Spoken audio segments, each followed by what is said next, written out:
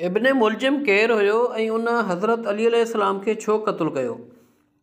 दोस्तों, अब्दुर्रहमान इब्न मुलजिम मुरादी ख़ारजीन मां हुयो जेके हज़रत अली रज़ियल्लाहु ताला अन्हु, हज़रत अमीर मुआविया रज़ियल्लाहु ताला अन्हु ऐं उमरु बिन आस रज़ियल्लाहु ताला अन्हु ख़िलाफ़ हुया।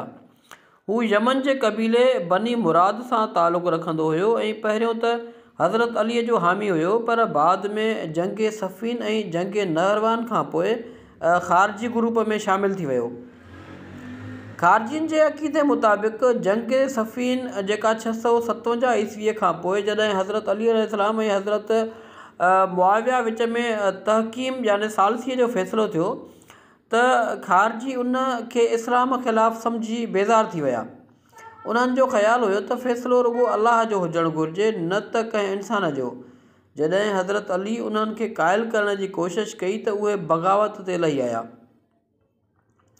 जंग नहरवान में हज़रत अली ख़ारजीन ख़िलाफ़ जंग विड़ी, जंहिंमें घणा ख़ारजी मारिजी विया।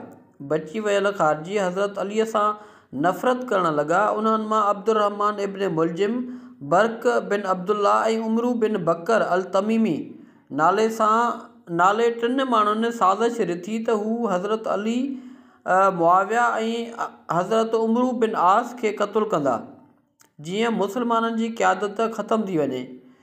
इब्न मुलजिम हज़रत अलीअ खे क़त्ल करण जी ज़िम्मेवारी खईं ऐं 26 रमज़ान 40 हिजरी 29 जनवरी 661 ईस्वीअ ते जॾहिं हज़रत अली फ़जर जी निमाज़ लाइ मस्जिद कूफ़े में दाख़िल थिया, तॾहिं इब्न मुलजिम ज़हर में ॿुॾल तलवार सां उन्हनि ते वार कयो।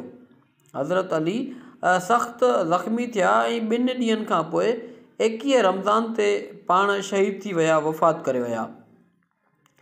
हज़रत अली अलैहिस्सलाम जी शहादत खां पोइ इब्न मुलजिम खे गिरफ़्तार कयो वियो। हज़रत अली अलैहिस्सलाम जे पुटु हज़रत हसन रज़ियल्लाहु ताला अन्हु जे हुकूमत खेसि क़सास तौरु क़त्ल कयो वियो। कुझु रिवायतुनि मुताबिक़ खेसि बाहि में साड़ियो वियो त किन रिवायतुनि मुताबिक़ हिन जे क़त्ल हज़रत अलीअ जे ज़ख़्म जी शिदत सबबि संदनि वफ़ात खां पोइ थियो। इब्न मुलजिम जो क़त्ल ख़ारजीन जी शिदत पसंदी जो नतीजो हुयो।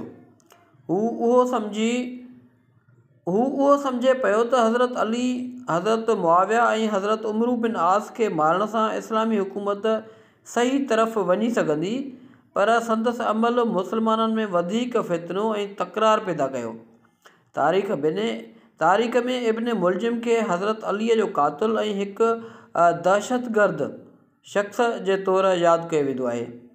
दोस्तों, इन तरह जूं नॉलेज ते मबनी वीडियोज़ जे लाइ असांजे YouTube चैनल खे सब्सक्राइब कयो ऐं जीअं तव्हांखे वक़्तु सिर वीडियोज़ मिली सघनि, बेल आइकन बटण खे ज़रूरु प्रेस कंदा।